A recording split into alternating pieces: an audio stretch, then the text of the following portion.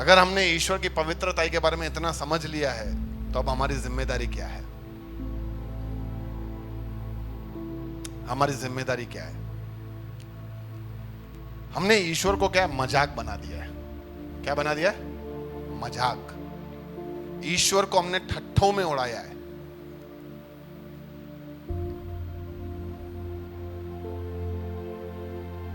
सुबह को जाओ शाम को खाओ पान, यीशु मेरा शाहरुख खान।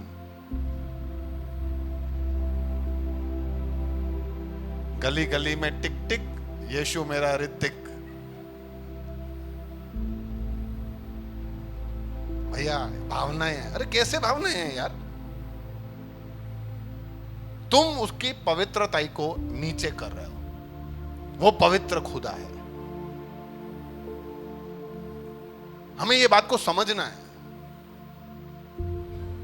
अरे वो हमको दोस्त बुलाता है, हम उसको दोस्त नहीं बुला सकते। आज मेरे डैडी अगर आके, यहां समझो ये घनश्याम के डैडी, दोनों होंगे ना इधर, तो एग्जाम्पल इजी। विक्रम भाई आके घनश्याम को बोले, यार घनश्याम तू मेरा दोस्त है, दोस्तों नाम को अलंदा सिपाना, चिंता न कर, कोई बात है तो बता ना, तो वो बोल सकते हैं। घनश्याम भाई भाऊ विक्रम, अलिया दोस्त है ना तू, ऐसा नहीं बुला सकते वो अभी। आप समझे? उनको आदर मान सम्मान देना है।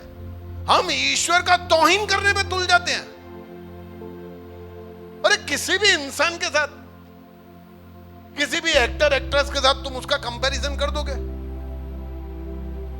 कुछ भी बना दोगे, उसका मजाक उड़ाओगे।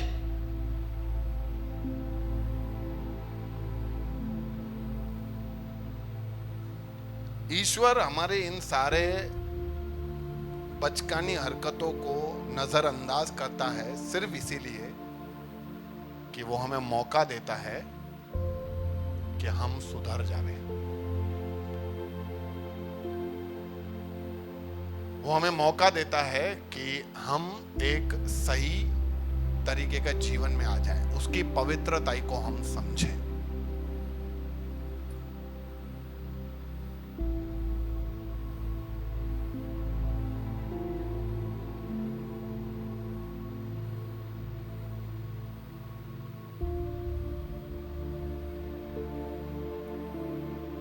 दूसरी बात यह है, नंबर एक, ईश्वर की पवित्रता और हमारी जिम्मेदारी क्या है। एक तो हम उसका मजाक नहीं उड़ा सकते। दूसरा, हम लोगों को भी पवित्रता की ओर कदम उठाना चाहिए। हम लोगों को भी पवित्र बनना चाहिए। हम लोगों को भी यीशु का अनुसरण करके उसके जैसा, उसके समान बनना चाहिए। क्योंकि बिना पवित्रता के हम उसके सम्मुख नहीं जा पाएंगे, हम उसके साथ रिश्ता नहीं बना पाएंगे। बहुत बार हम ये समझ नहीं पाते कि ईश्वर हमसे कितना प्रेम करता है, क्योंकि हम उसके उस पवित्रता को अपने जीवन में नहीं उतार पाते। सबसे बड़ी बात जो आज हमको सीखनी है वो ये है कि क्योंकि ईश्वर पवित्र है तो वो प्रेमी है, दयालु है, अनुग्रह वाला है, सब है, बराबर है। लेकिन उससे भी ज्यादा वो न्यायी भी है। वो एक दिन हमारा न्याय करेगा।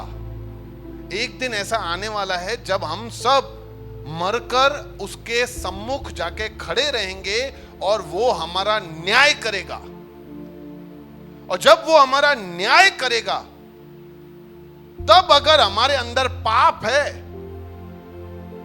तो फिर हम सजा के हकदार हैं। अगर हम पाप रहित हैं तो फिर हम सजा के हकदार नहीं होंगे। तो क्या पाप रहित होना संभव है? तो सवाल का यह जवाब है कि पाप रहित होना संभव नहीं है। लेकिन हमारे पापों का कीमत किसी ने चुकाया है। इस संसार में आज से 2000 साल पहले यीशु मसीह, खुदा जो सर्वज्ञानी सर्वव्यापी है, वो यीशु मसीह बनकर देह धारण कर यहां आया। एक सही जीवन जीकर उदाहरण बनकर हमको बताया हमें कैसा जीना है वो मार्ग दिखाया, और हम सबके पापों के कारण क्रूस पे अपने आप को दे दिया, ताकि जो कोई भी विश्वास करे वो नाश न हो वरन अनंत जीवन पाए। वो क्रूस पे एक बहुत बड़ा एक्सचेंज हुआ। क्या हुआ? सब बोलो एक्सचेंज।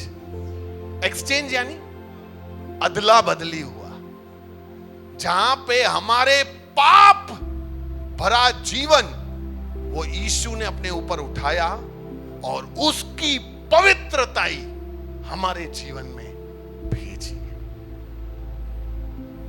ताकि हम उस ईश्वर के साथ मिल सके। अगर ये विकास ने कोई नुकसान कर दिया और इसके पास पैसे नहीं है भरपाई के, और राम भाई ने वो भरपाई कर दी, तो भी क्या सामने वाला व्यक्ति विकास को परेशान करेगा? नहीं नहीं, नुकसान तो तूने किया है ना, पैसा तो तू दे भाई, दे तो दिया पापा ने, नहीं तो भी तेरे को देना पड़ेगा, ऐसा बोलेगा? बोलेगा? क्यों? क्योंकि भरपाई हो चुकी है। उसी तरह हमारे पापों का कीमत यीशु मसीह ने क्रूस पे अदा कर लिया है। अब हमें कोई कीमत चुकाने का जरूरत नहीं है। हमें एक टांग पे खड़े रहने का, 40 दिन 50 दिन 60 दिन उपवास करने का, नहीं खाने का, निर्जल व्रत, इधर से उधर गले के बाहर पार हाथों में छेद करने के, ये सब करने का, कोई नाटक करने का जरूरत नहीं है।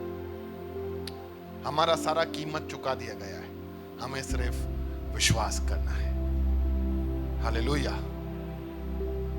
क्योंकि वो पवित्र है, इसलिए वो चाहता है कि हम भी पवित्र बने।